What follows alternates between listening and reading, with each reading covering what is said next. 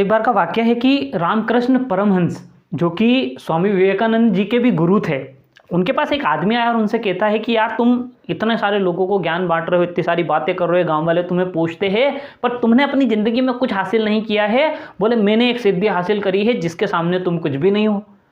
अब रामकृष्ण परमहंस कह रहे, उन्होंने कहा यार ये आदमी कहाँ से आया, ये क्या चाहता है, ये क्या बात कर रहा है। उन्होंने कहा हाँ हाँ यही बात है कि तुमने ज़िंदगी में कुछ नहीं किया, मेरे पास जो सिद्धि है उसके सामने तुम फेल हो, और अगर सबको उसके बारे में पता चला तो आज के बाद तुम्हें कोई नहीं पूजेगा, सब मेरी पूजा करेंगे, मैं यहाँ का आराध्य बन जाऊँगा।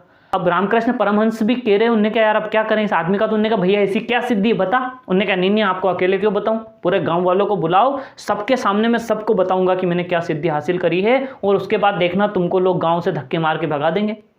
अब रामकृष्ण परमहंस बड़े चकित, उन्होंने कहा ये अच्छा आदमी मिला यार, आज पता नहीं क्या पीछे पड़ा कोई मेरे। तो उन्होंने कहा कि ठीक है भैया तुमको जो अच्छा लगे वो करो। तो भैया पूरे गांव में न्योता भेजा दिया कि कल एक आदमी आया, वो तुमको एक बहुत बड़ी सिद्धि हासिल करी, वो तुमको बताएगा।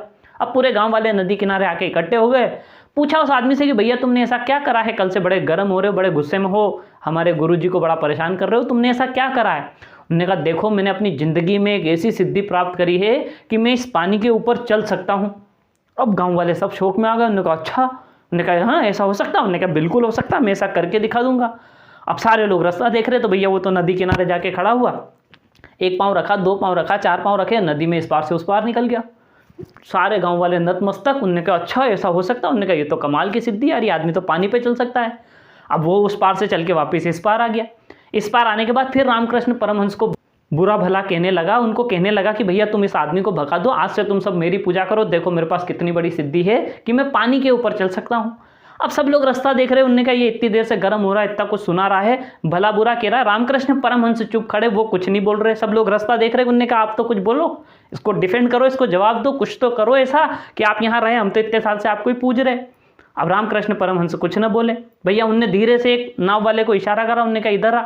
उन्होंने कहा एक काम कर, नाव में बिठा मेरे को, इस पार से उस पार छोड़। अब लोगों को लगा, उन्होंने कहा यार इसकी सिद्धि के आगे हार गए, भाग के जा रहे क्या। अरे उन्होंने कहा रुक तो सही, मैं बताता हूँ क्या करना है। नाव में बैठे, इस पार से नाविक को बोला तो उस पार ले गया, उस पार से फिर उससे बोला। उन्होंने कहा एक काम कर, अब मेरे को वापस लेके चल। उन्होंने कहा अच्छा हाँ। उन्होंने कहा हाँ ठीक है। भाई फिर बैठे, फिर उस पार से इस पार ले आए। इस पार आने के बाद जब रामकृष्ण परमहंस उसके सामने खड़े हुए तो उन्होंने उससे एक सवाल करा। उन्होंने कहा एक बात बताओ, तुमको ये सिद्धि हासिल करने में कितना समय लगा। तो उन्होंने कहा मैंने 30 साल सीखा है, 30 साल एफर्ट डाली, और 30 साल की मेहनत करने के बाद मुझे ये सिद्धि प्राप्त हुई है। फिर उस नाव वाले से बोला, उन्होंने कहा भैया मेरे को नाव से इस पार तू लेके गया, उस पार से वापस लाया, कितने रुपए लेगा। उन्होंने कहा 2 रुपये लूंगा। वो 2 रुपये निकाल कर उन्होंने उससे दिया। उसके बाद रामकृष्ण परमहंस ने एक बड़ी अच्छी बात कही। उन्होंने कहा एक बात बता मेरे भाई, जो काम 2 रुपये में हो सकता था उसके लिए अपनी ज़िंदगी के 30 साल खराब करने की क्या ज़रूरत थी। सारे गाँव वाले सोच में पड़ गए। उसके बाद एक सबसे बड़ा मोरल निकल कर आया कि हमें कई बार ऐसा लगता है कि जो हमारे पास है, जो हम जानते हैं वो सर्वश्रेष्ठ और बहुत बड़ा है, उसकी बहुत वैल्यू है। लेकिन कई बार ऐसा होता है कि जब आप किसी दूसरे के नज़रिए से देखते हैं, किसी दूसरे के थॉट ऑफ माइंड से देखते हैं, तो वो चीज़ बहुत छोटी नज़र आती है। और यही होता है हमारी समस्याओं के साथ, हमारे चैलेंजेस के साथ, हमारी प्रॉब्लम के साथ, कि हमें लगता है कि वो बहुत बड़ी है, उससे हराया ही नहीं जा सकता, वो इतनी ज़्यादा बड़ी है, पहाड़ जितनी बड़ी। लेकिन अगर आप एक सही नज़रिए से किसी और के पैटर्न से देखने की कोशिश करेंगे तो हो सकता है उसकी वैल्यू 2 रुपये के बराबर हो। और फिर गांव वालों ने रामकृष्ण परमहंस को पूजना शुरू किया, साथ ही वो आदमी भी उनका अनुयायी बन गया, क्योंकि उन्होंने वो बात सिखा दी थी उस दिन जो वो 30 साल की शायद उस सिद्धि के बाद भी नहीं समझ पाया था।